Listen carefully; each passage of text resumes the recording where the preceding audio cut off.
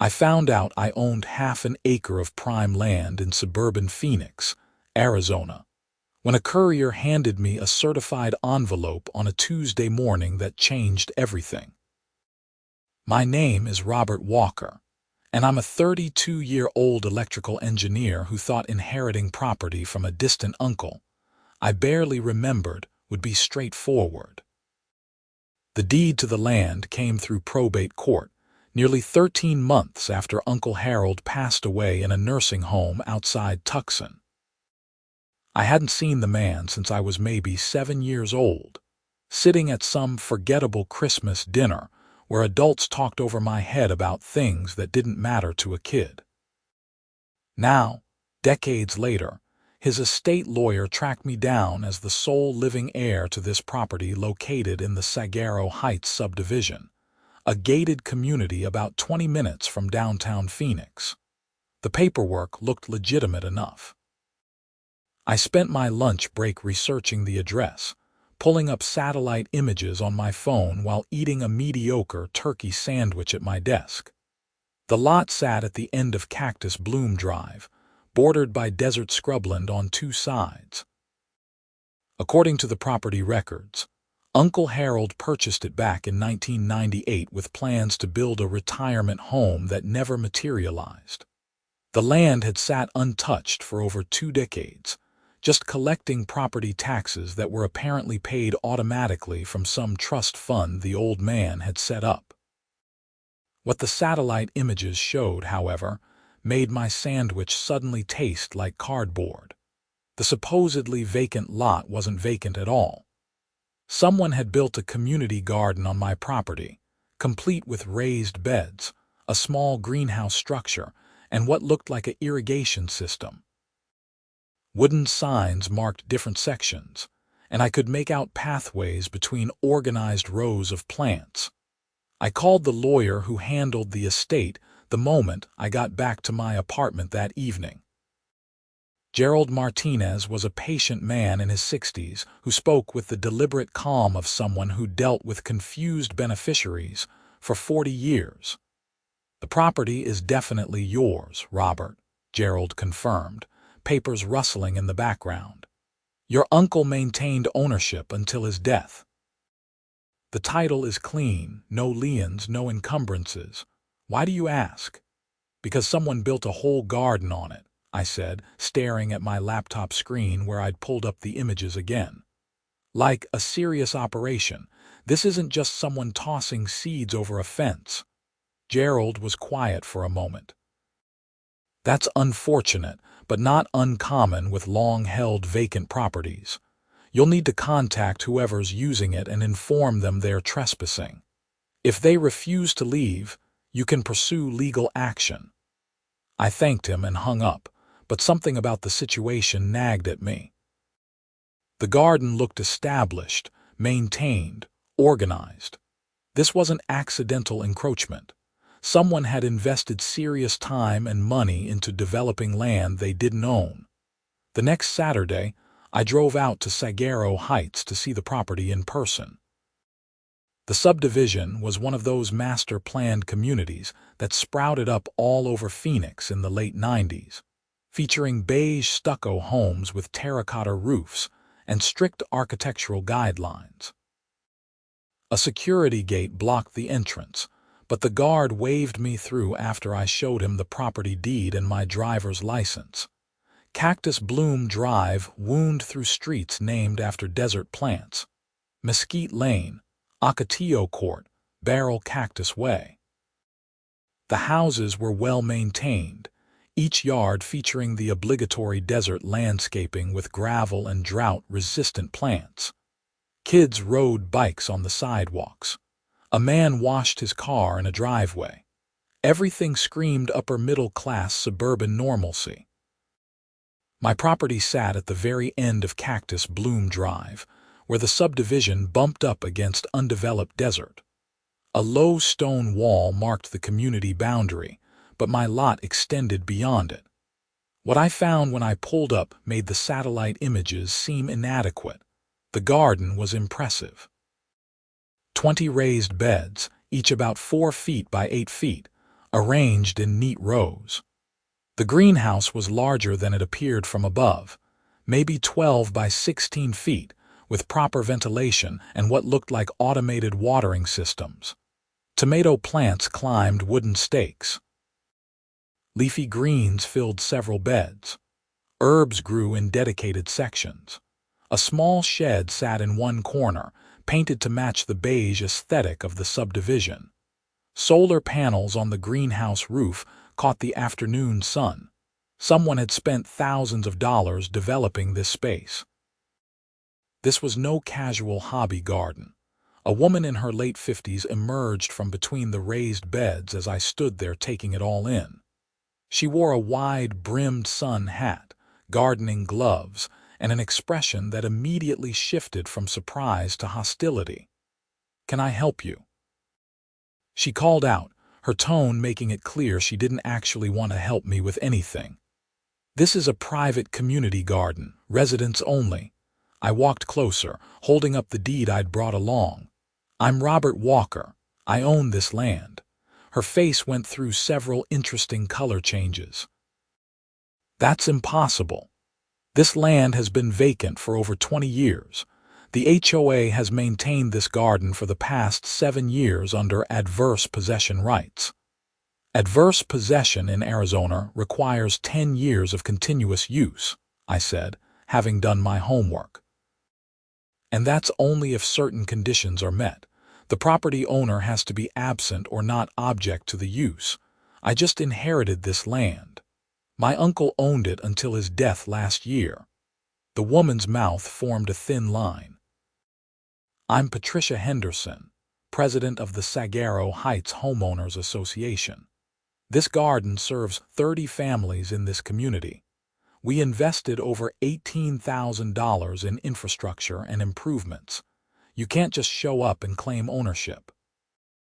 "But I do own it," I said, keeping my voice level. "I have the deed. The title is clear. I'm not trying to be difficult, but this is legally my property." Patricia pulled off her gardening gloves with sharp, aggressive movements. "We'll see about that. The HOA board meets on Tuesday evening. You should attend. 6 o'clock at the community center on Desert Rose Avenue." She turned and walked away without another word, pulling out her phone before she'd even reached the parking area where several cars sat. I could see her talking animatedly, gesturing toward me as she spoke to whoever was on the other end. I spent another 20 minutes walking the property, taking photos and videos on my phone. The garden was undeniably well maintained. Someone, probably multiple people, put in regular work to keep it producing. I recognized tomatoes, peppers, zucchini, lettuce, kale, and herbs. The greenhouse contained seedling trays and what looked like a propagation station.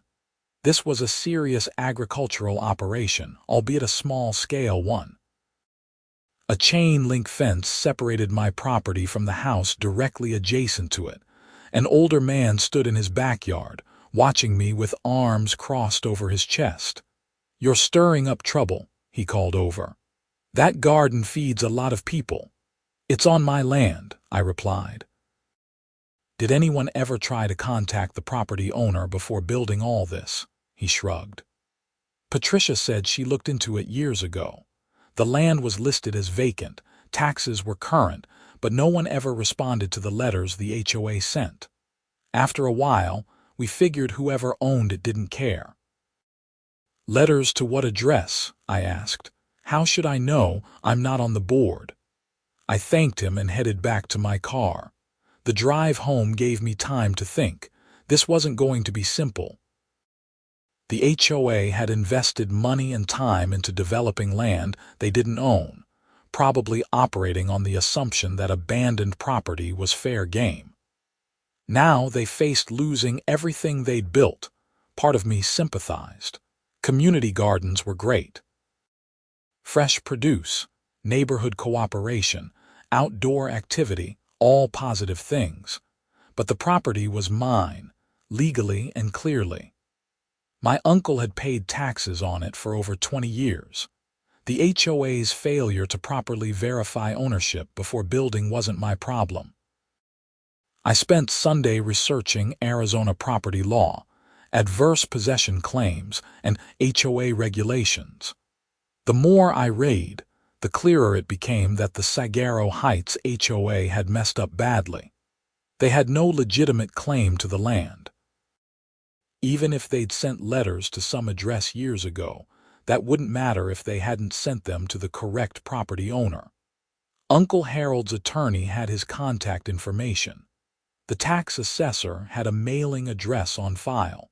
There were proper channels for this sort of thing. Tuesday evening arrived faster than I expected. I dressed in business casual, slacks and a button-down shirt, wanting to look professional but not overdressed. The Saguaro Heights Community Center was a single-story building near the subdivision entrance, featuring the same beige stucco and terracotta roof as every other structure in the neighborhood. Inside, about 40 people packed a meeting room that probably seated 30 comfortably. Folding chairs had been added to accommodate the crowd. Everyone turned to stare when I walked in. The hostility was palpable, like I'd crashed a family reunion where I wasn't welcome. Patricia Henderson sat at a table facing the room, flanked by 4 other people who presumably made up the HOA board. She wore a blazer now, her hair pulled back in a severe bun that seemed designed to emphasize her disapproving expression. "Mr. Walker," she said, her voice carrying across the suddenly quiet room. "Thank you for attending. Please take a seat." I found an empty folding chair near the back. The people around me shifted away slightly, creating a bubble of personal space that felt deliberately unwelcoming. Patricia called the meeting to order, running through routine HOA business with practiced efficiency. Discussion of pool maintenance schedules, approval of exterior paint colors for 2 homes undergoing updates, complaints about a resident who'd let their desert landscaping get overgrown. Standard suburban bureaucracy. Then she reached the agenda item I was waiting for. "Item 7, Patricia announced, her voice taking on a harder edge. "The situation regarding the community garden at Lot 47, Cactus Bloom Drive." She proceeded to tell a version of events that bore only partial resemblance to reality. According to Patricia, the HOA had conducted extensive research into the property ownership back in 2017. They'd sent multiple certified letters to the address on file with the tax assessor. When those letters went unanswered, they'd consulted with an attorney who advised them that the property appeared to be abandoned. The HOA board voted to develop the vacant lot into a community garden, investing HOA funds and volunteer labor to create a shared resource for the neighborhood. "For 7 years, this garden has served our community," Patricia continued, standing now, addressing the room like a prosecutor making closing arguments. 30 families participate. We've grown thousands of pounds of organic produce. Children have learned where food comes from. Seniors have found purpose and community. And now Mr. Walker appears, claiming ownership, threatening to destroy everything we've built. She gestured toward me, and 40 pairs of eyes swiveled in my direction. The weight of their collective disapproval was intense. "I'd like to hear from Mr. Walker himself," Patricia said, though her tone suggested she'd rather hear me confess to multiple felonies. "Would you care to address the board?" I stood, my mouth suddenly dry. Public speaking had never been my strong suit. I preferred electrical systems and circuit diagrams to crowds and confrontation. "I inherited this property from my uncle Harold Walker, who passed away last year," I began. "He owned the land since 1998. The deed is clear. The title is unencumbered. I understand the HOA invested time and money into the garden, but they did so without proper authorization from the actual property owner." "Your uncle never responded to our letters," Patricia interrupted. What address did you send them to? I asked. She shuffled papers on the table. The address on file with the Maricopa County tax assessor, which was a P.O. box in Tucson. My uncle was in a nursing home for the last 8 years of his life, I said. He had a trust administrator handling his affairs. Did you try to contact anyone beyond sending letters to a P.O. box? Patricia's jaw tightened. We did what was legally required. Except you didn't verify actual ownership before building on property you don't own, I countered. That's not my fault. A man in the front row stood up, his face red with anger. So what? You're just going to tear down the garden. Throw away 7 years of work. There are kids who have spent their whole childhoods tending those plants. I haven't decided anything yet, I said, which was true. I'm still processing all of this, but the property is mine legally. That's not really up for debate. The room erupted in overlapping voices. People shouting over each other, some demanding I leave the garden alone, others suggesting I was some kind of corporate villain come to destroy their wholesome community project. Patricia banged a gavel on the table, calling for order. This discussion is getting unproductive, she declared. Mr. Walker, the HOA board would like to propose a solution. We'll purchase the property from you at fair market value. Undeveloped desert land in this area sells for approximately $15,000 to $20,000 per half acre. We'll offer you $25,000, a premium price, and you can walk away from this situation with cash in your pocket. The room quieted, people watching me expectantly. $25,000 wasn't nothing. It would pay off my car loan, build up my emergency fund, maybe cover a decent vacation. But something about the whole situation bothered me. The assumption that they could use my property without permission. The hostile reception when I showed up. The immediate jump to trying to buy me off rather than acknowledging they'd messed up. I need time to think about it, I said. Patricia's expression hardened further, which I wouldn't have thought possible. How much time? A few weeks. I need to get the property professionally appraised, consult with my own attorney, understand all my options. This isn't complicated, Mr. Walker, Patricia said, her voice dripping with condescension. We're offering you a generous price for land you didn't even know you owned until recently. Take the money. Let the community keep the garden everyone loves. It's a win-win situation. Then a few weeks won't matter, I replied. If it's such a great deal, it'll still be a great deal in 3 weeks. I left the meeting while people were still grumbling. Walking to my car, I noticed a piece of paper tucked under my windshield wiper. Someone had written in angry capital letters, "Leave our garden alone." The drive home gave me plenty of time to replay the meeting in my head. Something was off about the whole situation. Patricia's aggressive certainty, the unified hostility of the residents, the quick offer to purchase. It felt rehearsed, like they'd planned for my arrival and coordinated their response. Over the next week, I did my homework. I hired a local real estate appraiser who specialized in desert properties. She visited the land, took measurements, reviewed comparable sales, and delivered a report that made my eyebrows rise.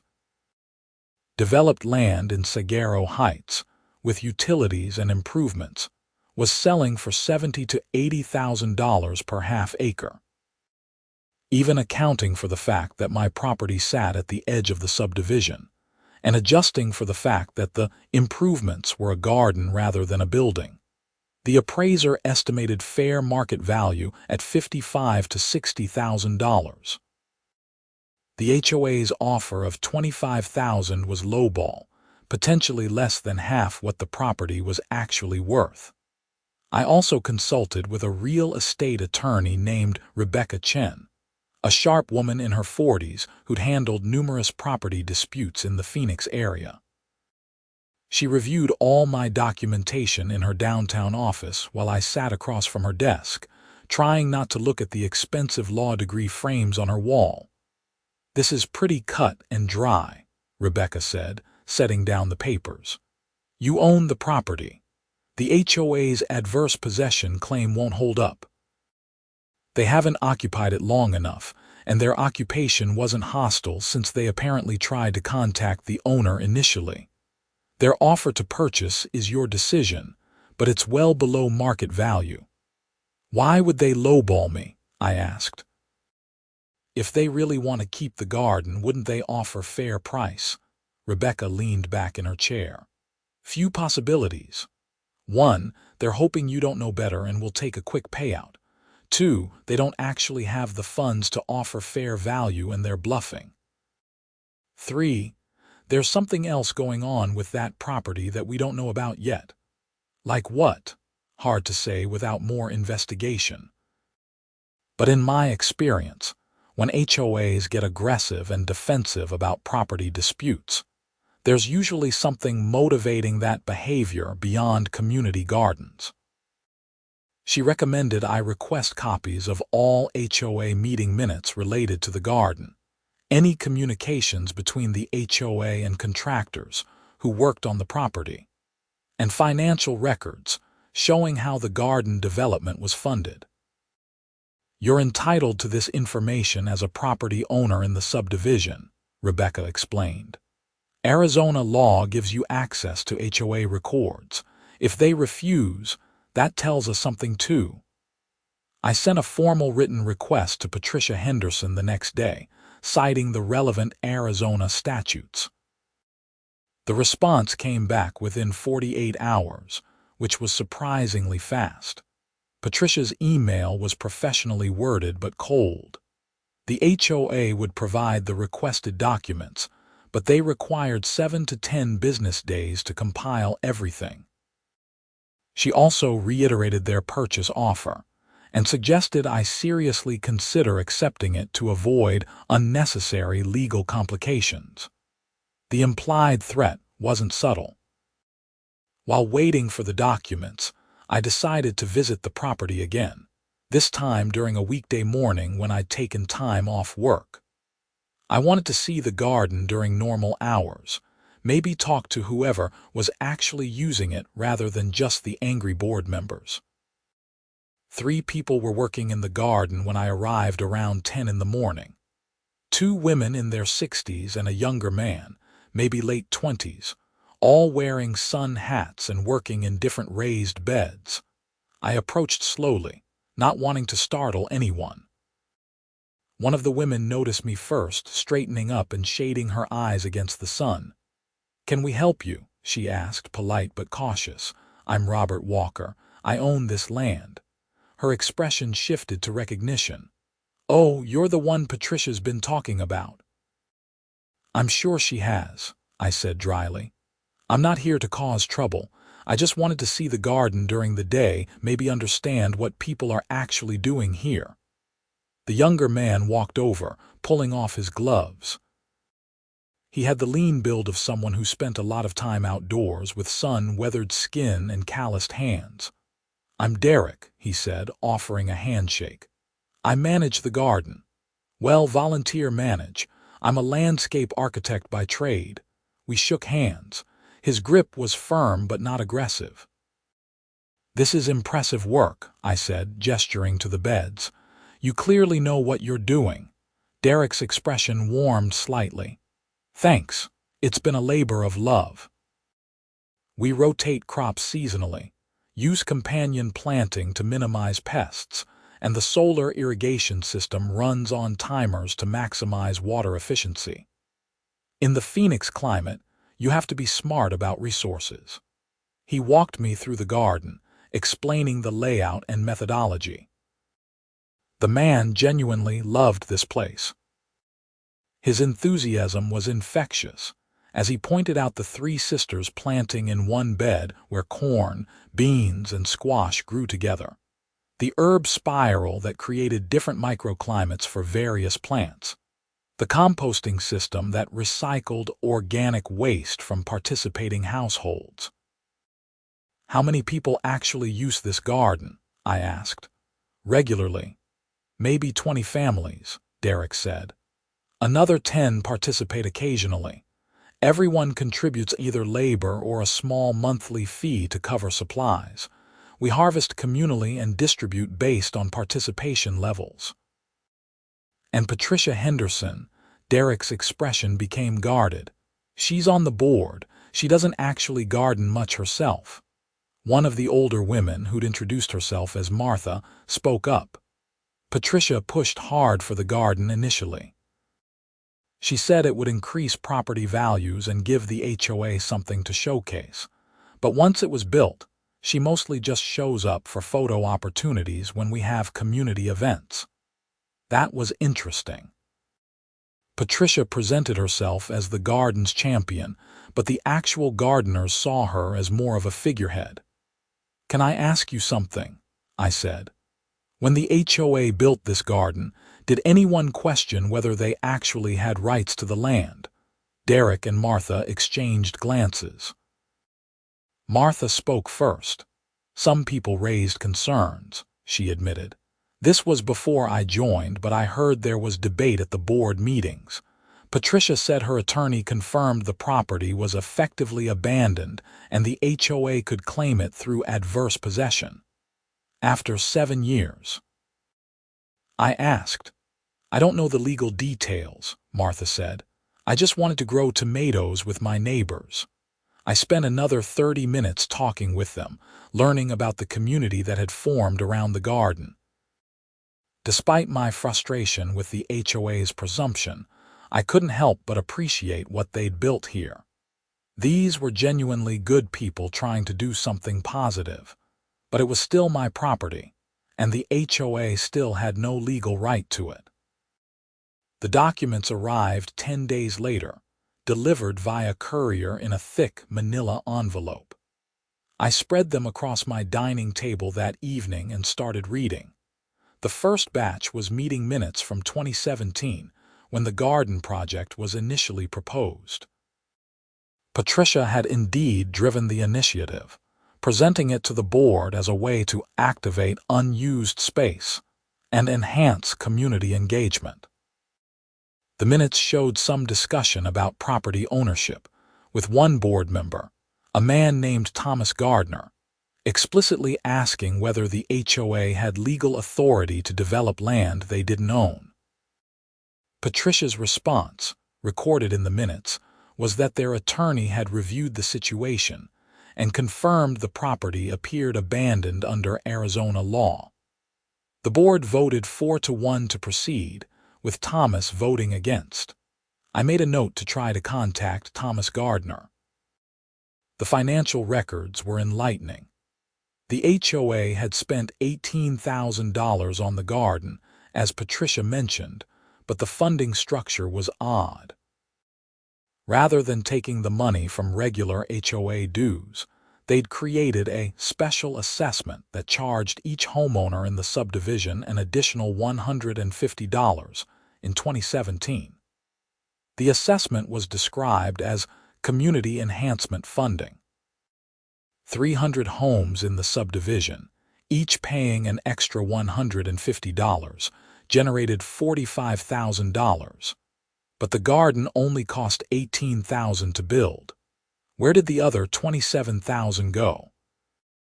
I flipped through more pages, finding records of contracts with various vendors. Desert Landscaping Company for initial site preparation. Materials purchases from home improvement stores. The greenhouse installation. Everything seemed reasonable until I reached a consulting contract for something called Saguaro Heights Community Planning LLC. The HOA had paid this consulting company $12,000 for design and project management services related to the garden. I grabbed my laptop and searched for Saguaro Heights Community Planning LLC. The business was registered in Arizona with the Corporation Commission. The registered agent and owner was listed as Patricia Henderson. My stomach dropped. Patricia had created a company, hired herself as a consultant on the garden project, and paid herself $12,000 of HOA funds. That was textbook self-dealing, possibly illegal depending on how the HOA's bylaws were structured.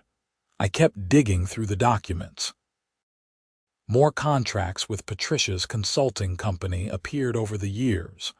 $5,000 for community event planning in 2018. $8,000 for landscape maintenance oversight in 2019. $4,000 for architectural review consulting in 2020.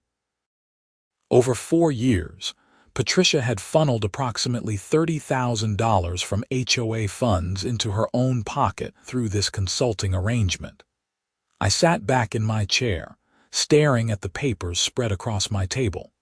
This wasn't about a community garden at all. Patricia was running a scam, using HOA money to pay herself for vague consulting services, while the homeowners thought their special assessments were going toward community improvements. The garden was probably legitimate, but it was also convenient cover. Patricia could point to something tangible and claim the special assessments were well spent, while quietly siphoning money through her consulting company. And now I'd shown up, threatening to expose the whole arrangement. If I fought the HOA over the property, demanded to see financial records, or got attorneys involved, someone might notice the pattern of payments to Patricia's company. No wonder she wanted to buy me out quickly and quietly. The next morning, I called Rebecca Chen and explained what I'd found. "That's fraud," she said bluntly.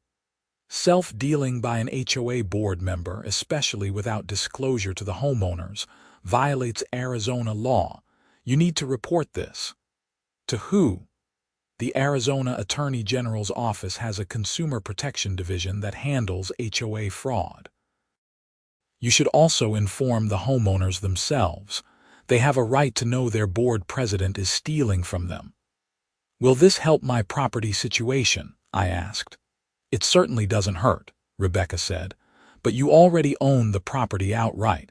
This is more about exposing corruption." Though if Patricia's facing legal trouble, the HOA might be more willing to negotiate reasonably about the garden. I spent the weekend preparing a detailed summary of what I'd found. Copies of the financial records. Screenshots of the Corporation Commission database showing Patricia's ownership of the consulting company. A timeline of payments. Everything organized and documented. On Monday, I filed a complaint with the Arizona Attorney General's office. Then I did something that felt both satisfying and slightly terrifying. I drafted an email to every homeowner in Saguaro Heights. The HOA was required to maintain contact information for all residents. That list had been included in the documents they sent me. I composed a careful message, explaining who I was, why I was involved with the community, and what I'd discovered in the financial records. I attached PDF copies of the relevant documents and encouraged everyone to review them carefully. I hit send before I could second-guess myself. The response was immediate and explosive. My phone started ringing within an hour. Email replies flooded my inbox. Some people thanked me for exposing the fraud. Others accused me of lying to damage Patricia's reputation. A few demanded to see the original documents in person. By Tuesday afternoon, a group of homeowners had organized an emergency HOA meeting, bypassing the normal board structure. Arizona law allowed homeowners to call special meetings if enough residents signed a petition. They'd gathered the required signatures in less than 24 hours. The meeting was scheduled for Thursday evening. I received a formal invitation to attend, this one much more politely worded than my first summons. Thursday's meeting was chaos. The community center was packed beyond capacity, with people standing in the hallway and some watching through windows. The energy in the room crackled with anger, confusion, and betrayal. Patricia sat at the board table looking cornered and furious. The other board members appeared shell-shocked, clearly blindsided by the revelations about her consulting company. A man I recognized from the property records, as Thomas Gardner stood at a microphone set up for residents to address the board.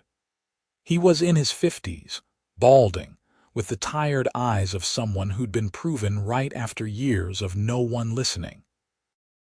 "I voted against the garden project," Thomas said, his voice steady but angry.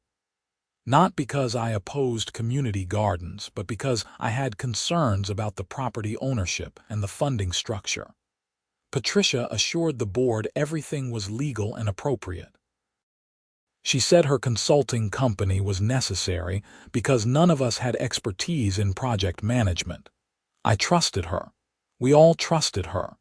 He held up a stack of papers, the financial records I'd distributed. "These documents show a pattern of self-dealing that lasted years." Patricia paid herself tens of thousands of dollars from our HOA dues while telling us the money was going toward community improvements. She created the garden project partly to give herself cover for these payments. That's fraud, plain and simple. The room erupted in agreement, people shouting and applauding. Patricia tried to speak, but her voice was drowned out by the crowd. Eventually, the noise died down enough for her to be heard. She stood, her face flushed, hands gripping the edge of the table. "Everything I did was legal," Patricia declared.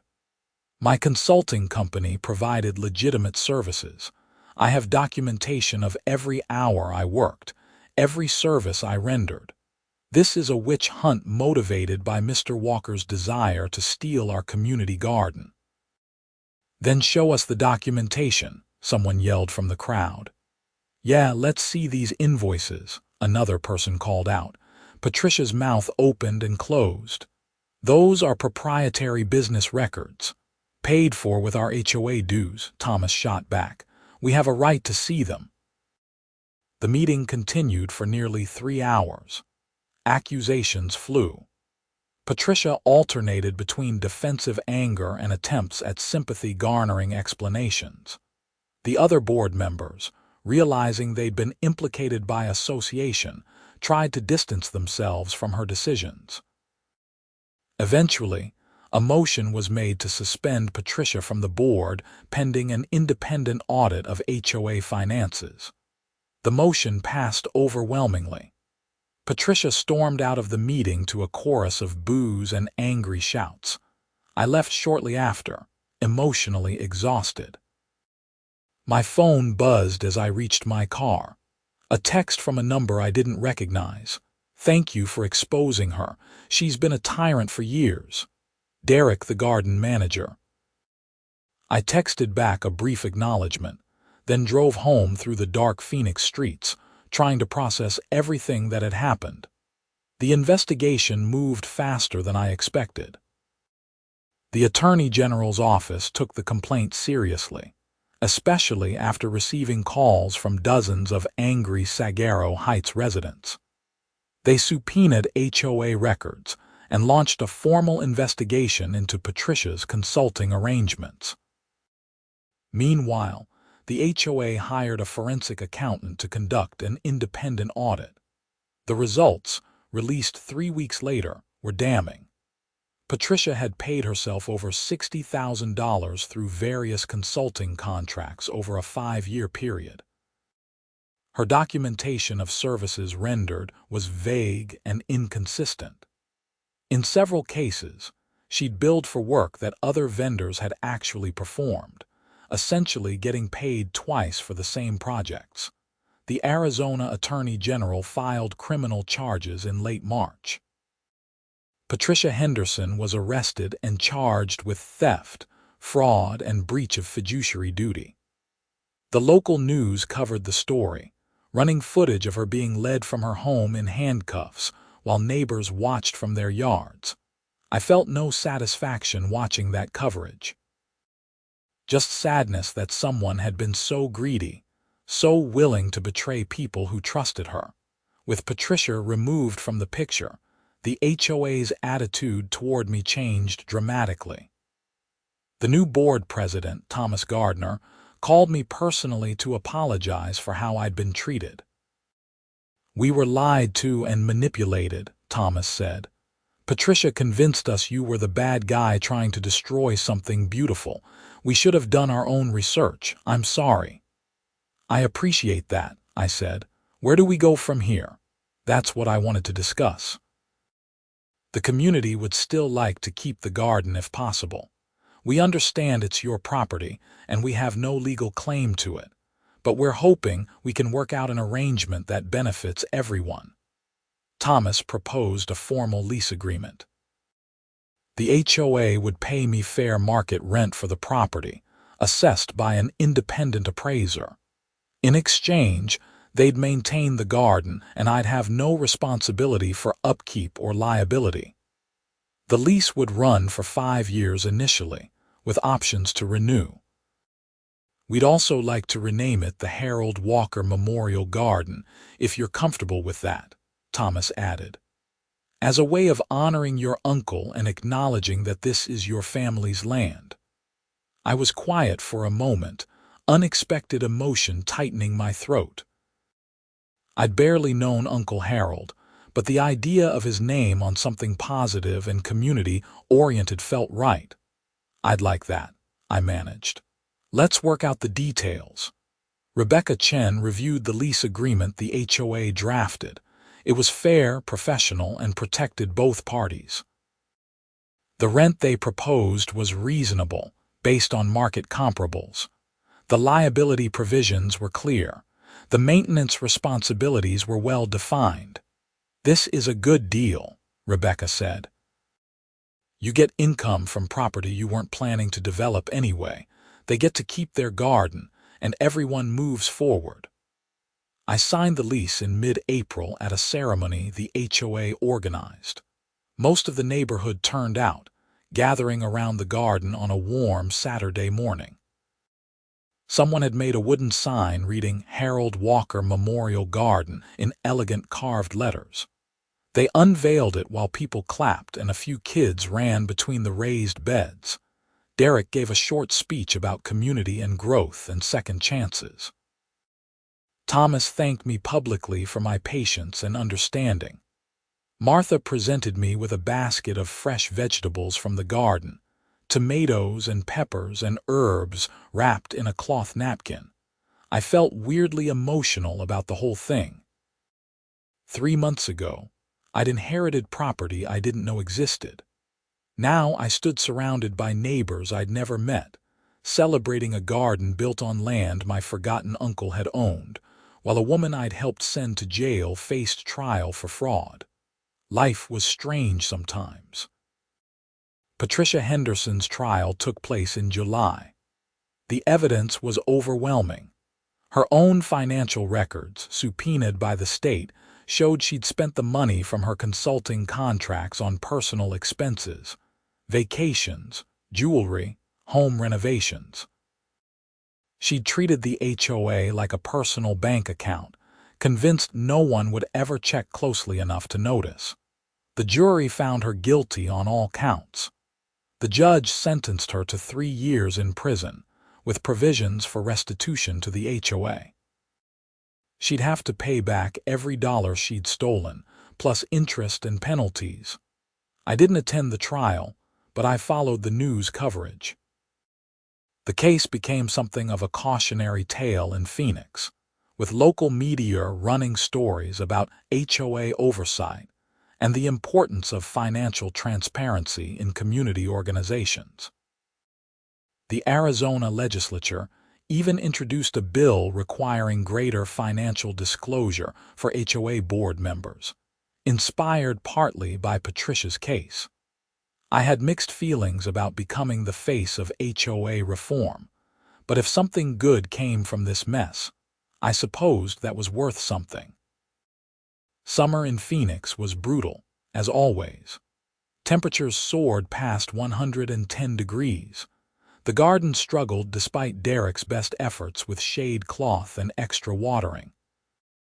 But the community rallied, people taking shifts to tend the plants during the marginally cooler morning and evening hours. I started visiting the garden regularly, usually on weekend mornings.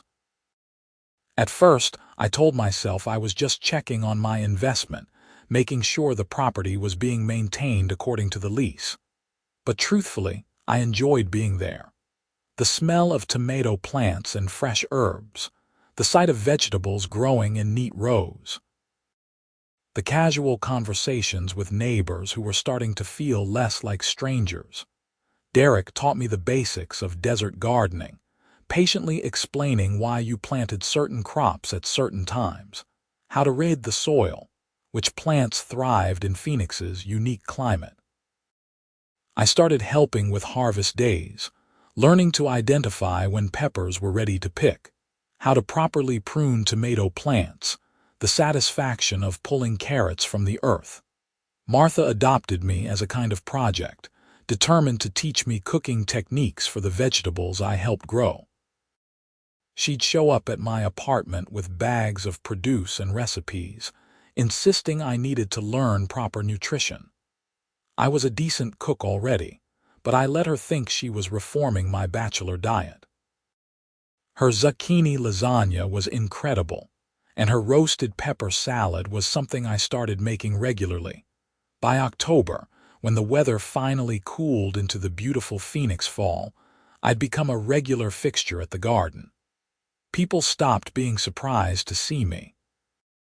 Kids asked me questions about the solar panels and irrigation timers, assuming I knew more than I actually did. I was just the guy who owned the land, but somehow I'd become part of the community that grew on it. The lease payments came in like clockwork, direct deposited to my account on the first of each month. The income wasn't enough to quit my engineering job, but it was a nice supplement. I started putting it into an investment account, thinking vaguely about eventual retirement or maybe buying my own house someday. In November, Thomas approached me during a harvest day while I was helping Derek repair a damaged raised bed. "I wanted to thank you again," Thomas said, handing me a bottle of cold water. "Not just for the garden, but for exposing Patricia's fraud. That took courage." "I just shared what I found," I said, wiping sweat from my forehead despite the cooler temperatures. "You all did the hard work of holding her accountable." "Still," Thomas said, "a lot of people would have just taken the money and walked away. You could have sold us the land, pocketed the cash, and let Patricia keep stealing. Instead, you stuck around and helped fix things." I hadn't really thought about it that way. At the time, I'd just been frustrated by the lowball offer and confused by the aggressive responses. The fraud discovery had been almost accidental, just me being thorough with records I had a legal right to review. "How's the HOA doing now?" I asked, changing the subject. "Better," Thomas said. "We implemented new financial controls. Monthly expense reports available to all homeowners online. Multiple board members have to approve any contract over $1,000. We hired a professional management company to handle the books instead of relying on volunteers. It's more expensive, but it's worth it for the transparency. And the garden, thriving. We've got a waiting list of families who want to participate. Derek's talking about expanding if we can find more land." Thomas paused, giving me a meaningful look. "You don't happen to own any other vacant lots around here, do you?" I laughed. "Just this one, and it's not vacant anymore." December brought Phoenix's perfect weather, sunny days in the 70s and cool nights. The garden's winter crops flourished. Lettuce, kale, broccoli, peas, all the plants that couldn't survive the summer heat now thrived in the mild winter conditions. The HOA organized a holiday potluck at the garden, with long tables set up between the raised beds. People brought dishes showcasing produce from the garden. Tomato sauce canned during the summer harvest, pickled peppers, herb-infused olive oils, roasted vegetables.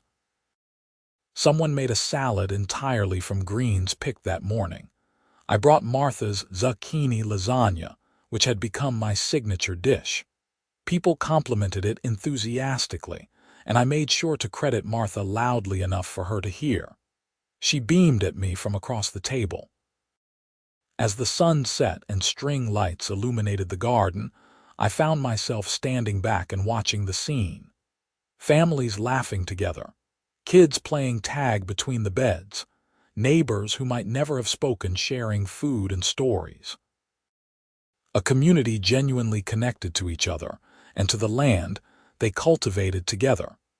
My Uncle Harold probably never imagined any of this when he bought the land in 1998. He just wanted a place to eventually retire, a half-acre of desert where he could build a house and watch the sunsets. Life hadn't worked out that way for him. He'd ended up in a nursing home instead, his plans unrealized, his property sitting vacant for decades. But in a roundabout way, that vacant land had become something meaningful anyway. Not a retirement home for one person, but a gathering place for a whole community. And I'd become part of something I never expected, part of a neighborhood I didn't live in, but somehow belonged to. Derek walked over, holding a plate piled high with food. "Good turnout," he said, surveying the crowd. "Really good," I agreed. "You've built something special here." "We've built something special," Derek corrected.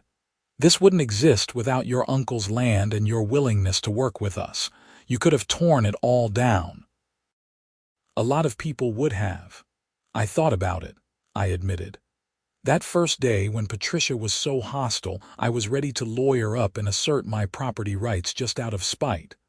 What changed your mind? I thought about that, talking to you and Martha. Seeing how much genuine care went into this place. Realizing that not everyone was like Patricia. Most people here just wanted to grow food and spend time with their neighbors. That seemed worth preserving. "Still," Derek said, "you didn't have to stick around. You could have signed the lease and disappeared, but you kept showing up. You became part of this." I shrugged, uncomfortable with the praise. "I didn't have anything better to do on weekends." Derek laughed. "Right. That's why you spent 3 hours last Saturday helping me install that new drip irrigation line. Because you were bored." We stood there in comfortable silence for a moment, watching the party. A group of kids was attempting to catch moths attracted to the string lights. One of the older residents was teaching someone how to identify different herb plants in the dark by smell alone. "Can I ask you something?" Derek said. "What are you going to do with the land long term? I know the lease is for 5 years, but after that." I'd been thinking about that question a lot lately. The lease income was nice, but it wasn't about the money anymore. Maybe it never really had been. "I'm thinking about donating it," I said. "Setting up some kind of permanent arrangement where the land is preserved as a community garden. Maybe a conservation easement or a community land trust. Something that ensures it can't be sold or developed in the future." Derek's eyes widened. "Seriously? I need to research the options and talk to attorneys about the best structure. But yeah, I think so. This garden means too much to too many people. It should be protected." "That's incredibly generous." "It's the right thing to do," I said. "Uncle Harold left me this land, but he didn't leave instructions on what to do with it. I think he'd approve of it becoming something that helps people. A legacy beyond just another house in a subdivision." Derek was quiet for a moment, then extended his hand. "Thank you, Robert, really." We shook hands and I felt a sense of peace settle over me. This was how it was supposed to work out. Not through courts and conflict, but through community and compromise. The criminal case against Patricia Henderson concluded in January. She reported to a minimum security facility in Tucson to begin serving her sentence. The court ordered restitution payments that would continue for years, her wages garnished to slowly repay the money she'd stolen. The Saguaro Heights HOA used some of their recovered funds to commission a plaque for the garden. They installed it near the entrance in February, mounted on a decorative stone pillar.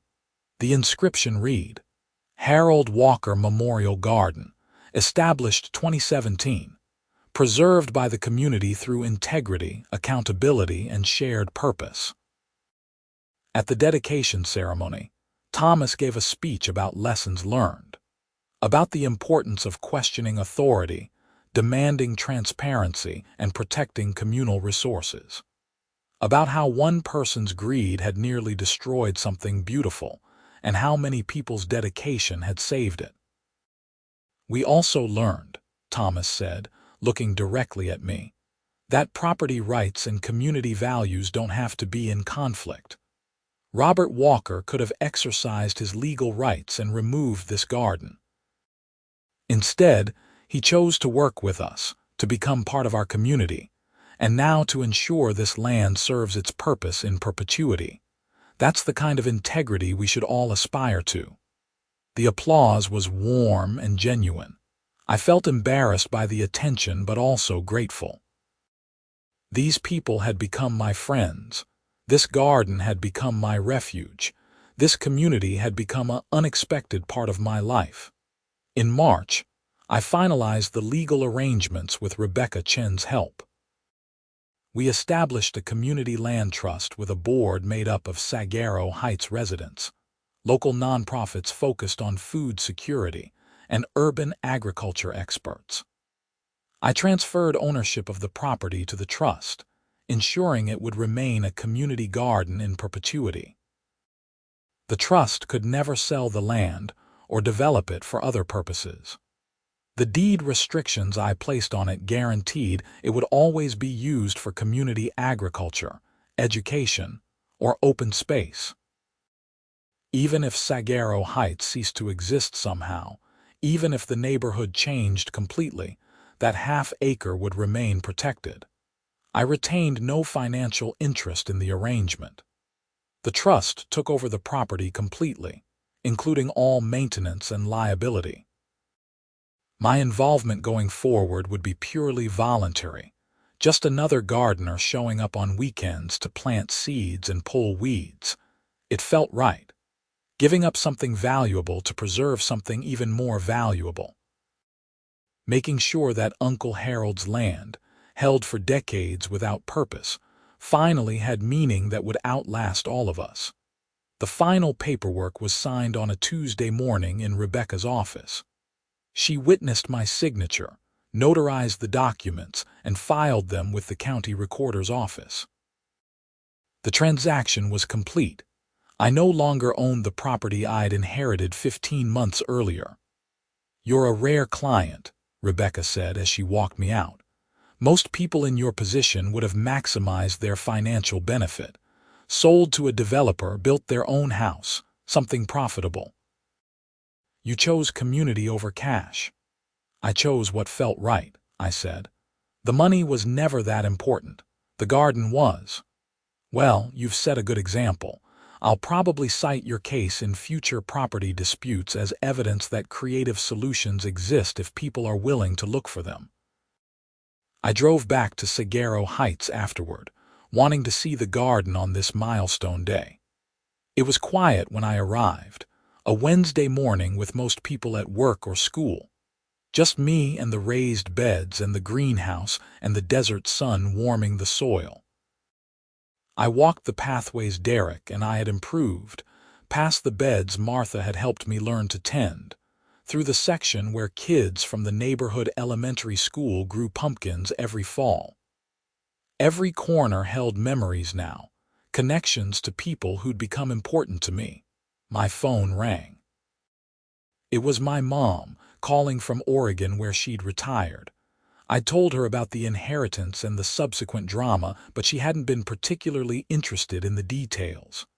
"Hi, Mom," I answered. "What's up?" "I was going through some old photo albums," she said, her voice nostalgic. "Found pictures from that Christmas when you were little, when we visited Harold in Arizona. Do you remember that?" "Barely," I admitted. "I was only 7 or 8. He was so excited to show you the land he'd bought. We drove out there and it was just empty desert."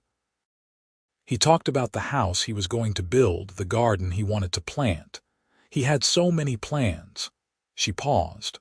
I'm glad you found a way to honor that. He would have loved knowing his land became a community garden. We talked for a few more minutes, then said goodbye. I sat on one of the benches Derek had installed last month, thinking about Uncle Harold. A man I barely knew, whose deferred dreams had somehow become a reality 3 decades later, just not in the way he'd imagined. Spring arrived with a burst of wildflowers in the surrounding desert. The garden transitioned to warm weather crops: tomatoes, peppers, cucumbers, melons. The work continued, seasonal and cyclical, dozens of hands contributing to something larger than any individual effort. I settled into a routine. Saturday mornings at the garden, helping with whatever needed doing. Tuesday evenings sometimes, if I left work early enough. Occasional harvest days when the whole community turned out to process the bounty. It became as much a part of my life as my engineering job or my apartment or my regular route to the grocery store. The income from my engineering work was plenty. I didn't miss the lease payments. What I gained, the community and purpose and connection, was worth infinitely more than the money I'd given up. In May, Derek approached me about teaching a workshop on solar irrigation systems. Apparently, he'd been telling people I was an electrical engineer, and now other community gardens around Phoenix wanted to learn about the setup we'd implemented. I don't really know that much about it, I protested. You're the one who designed the system. But you're the one who optimized the electrical components and made it actually work efficiently, Derek countered. Come on, it's just an hour presentation. Share your knowledge. Help other communities build their own gardens. I agreed reluctantly, but the workshop went well. 20 people from various Phoenix area community gardens attended, taking notes and asking questions. Several exchanged contact information with me afterward, wanting advice on their own projects. It was strange becoming known for something outside my day job. At work, I was just another electrical engineer, competent but not remarkable. In the community garden world, apparently, I was the guy who knew solar systems and property law and had donated valuable land to preserve urban agriculture. I wasn't sure which version of myself was more real. Maybe they both were. Maybe people contained multitudes, different facets that emerged in different contexts. The engineer and the gardener and the accidental activist, all the same person navigating different aspects of life. Summer heat returned, testing the garden's resilience again. But Derek had learned from previous years, implementing better shade structures and more efficient watering schedules. The plants survived, even thrived in some cases. The community adapted, working earlier in the mornings and later in the evenings when temperatures dropped slightly. I celebrated my 33rd birthday in July with a small gathering at the garden.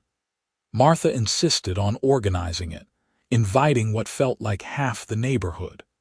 People brought food and drinks, and someone set up a volleyball net in the open area past the raised beds. Kids and adults played together while the sun descended toward the horizon, painting the sky in shades of orange and pink. It was one of the best birthdays I could remember, not because of presents or fanfare, but because of the genuine warmth from people who'd become friends. Because I belonged somewhere, part of something meaningful. As monsoon season arrived in late summer, bringing dramatic thunderstorms and brief but intense rains, I found myself thinking about the journey that led here. A certified letter announcing an inheritance I didn't expect. A confrontation with a hostile HOA president. The discovery of fraud and the slow process of justice. The decision to preserve rather than profit, to join rather than exclude. Every choice had consequences, ripples spreading outward in ways I couldn't have predicted. If I'd accepted Patricia's lowball offer that first week, I'd be $25,000 richer, but disconnected from this community. If I hadn't investigated the financial records, Patricia would still be stealing from her neighbors. If I'd sold the land at market value instead of creating a land trust, the garden's future would be uncertain. The choices we make define the world we create. I'd chosen community, transparency, and preservation. The world I'd helped create was one where neighbors grew food together, where fraud was exposed and justice prevailed, where land served a purpose beyond mere financial value. That felt like success, even if it wasn't the kind measured in dollars or property ownership. By autumn, the garden had existed for nearly 8 years, with my involvement spanning almost 2 full growing seasons.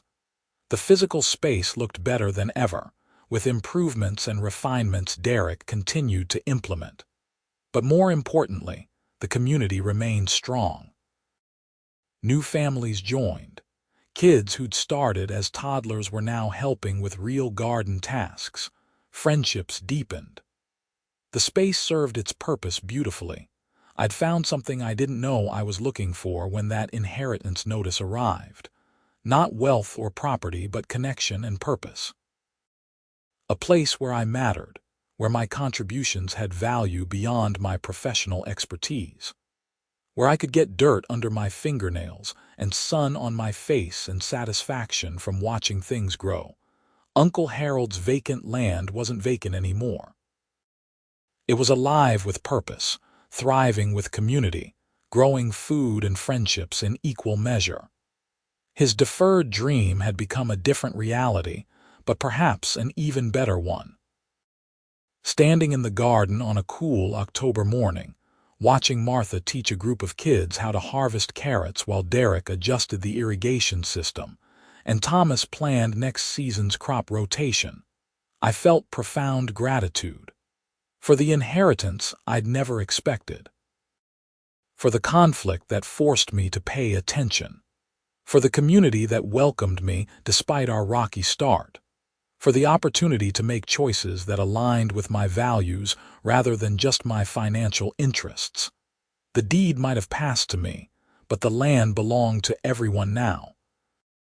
And that was exactly how it should be.